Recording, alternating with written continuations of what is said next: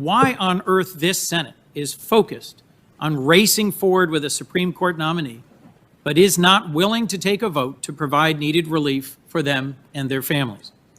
It is an understandable question when we're in the midst of a devastating global pandemic in which more than 210,000 Americans have died, more than 7 million have been infected and have a new pre-existing condition, why there were just 300,000 new cases this week.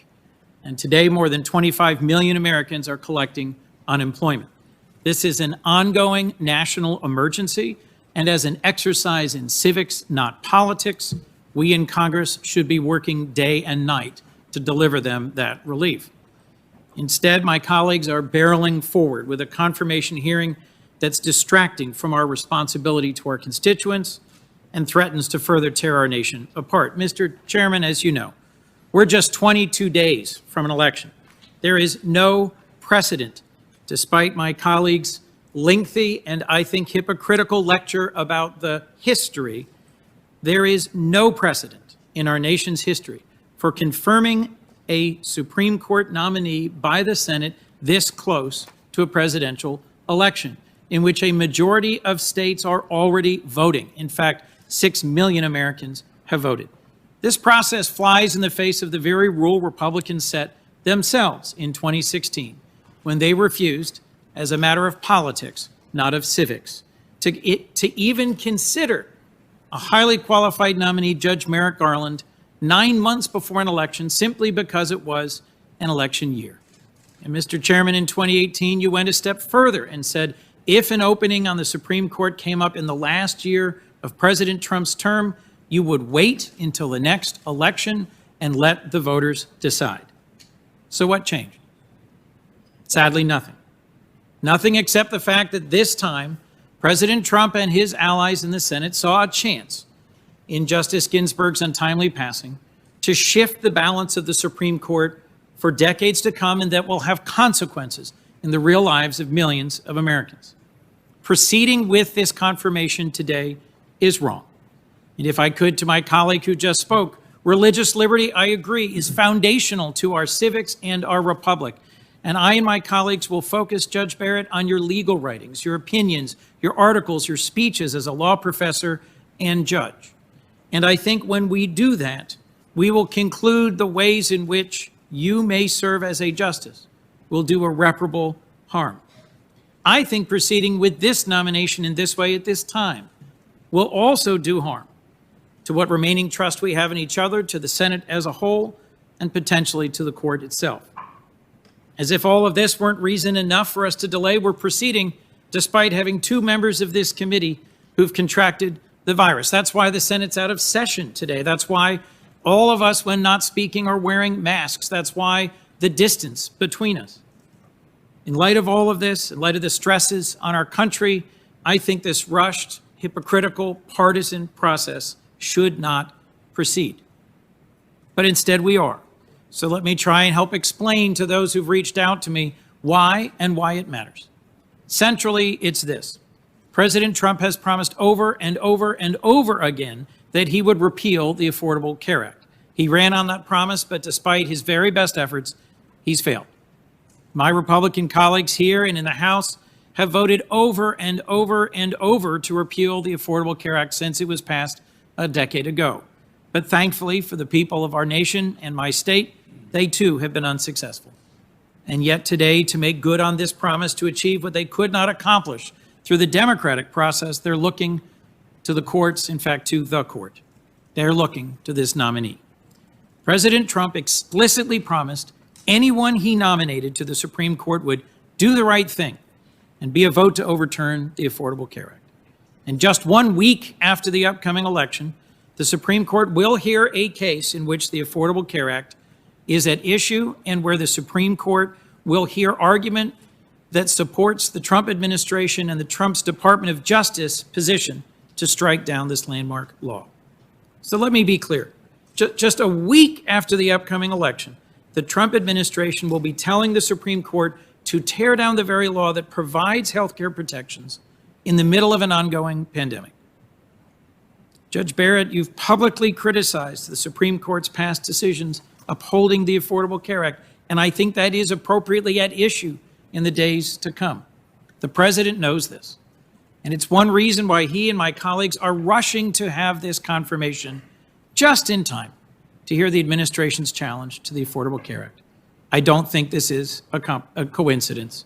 It's beyond ironic that this administration, which has failed to respond to this pandemic, is rushing through a judge they believe will vote to strip away health care protections.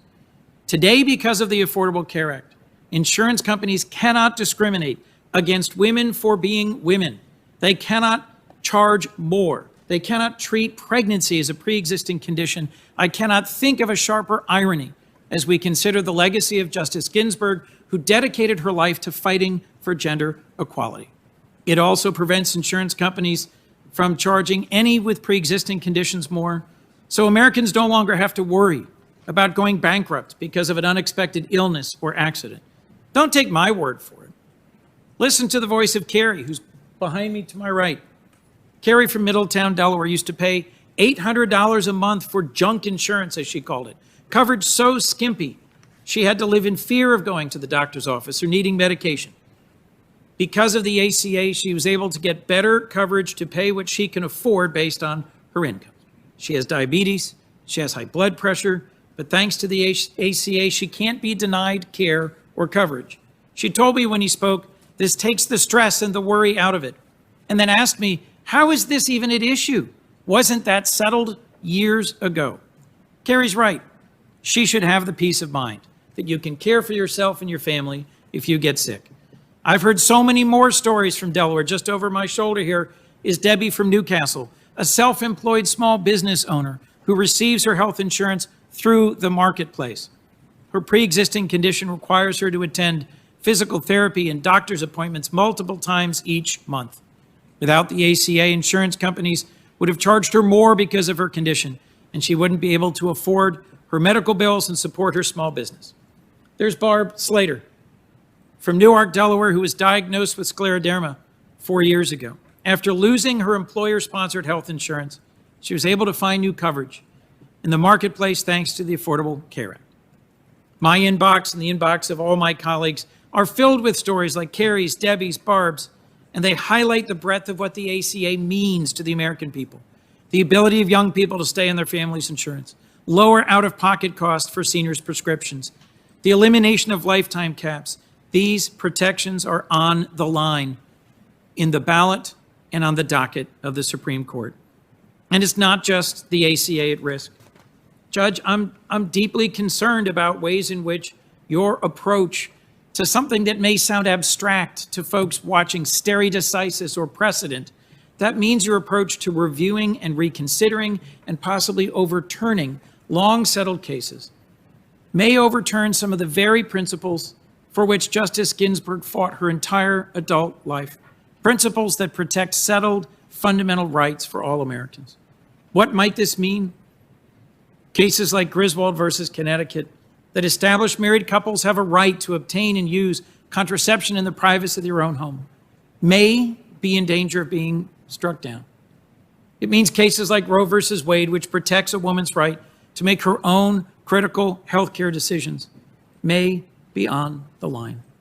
And it means Obergefell versus Hodges, which made marriage equality the law of this land, could be overruled just a day after we celebrated Coming Out Day nationally, stripping LGBTQ individuals of what Justice Kennedy memorably called equal dignity in the eyes of the law. This is what I believe is at stake with this nomination. Judge Barrett, you will be deciding cases that have real daily impacts on the lives of millions of Americans. They deserve to understand why President Trump nominated you and what consequences your decisions may have on them and their lives. I've heard my Republican colleagues say all they care about is finding a future justice who will apply the law as written, as if all this is about today is an abstract fight about interpretive methodology and jurisprudence. They seem shocked we're talking about what the Supreme Court might do if Judge Barrett were to become Justice Barrett. But Judge Barrett, I'm not suggesting you made some secret deal with President Trump, but I believe the reason you were chosen is precisely because your judicial philosophy, as repeatedly stated, could lead to the outcomes President Trump has sought. And I think that has dramatic and potentially very harmful consequences with regards to the election, the Affordable Care Act, and long settled rights. This is what I intend to lay out this week, and this is what I hope the American people will hear in the course of this confirmation hearing. Thank you, Mr. Thanks for watching, and if you haven't already, please consider subscribing to our channel. And while you're at it, please leave us a comment. Thank you for watching.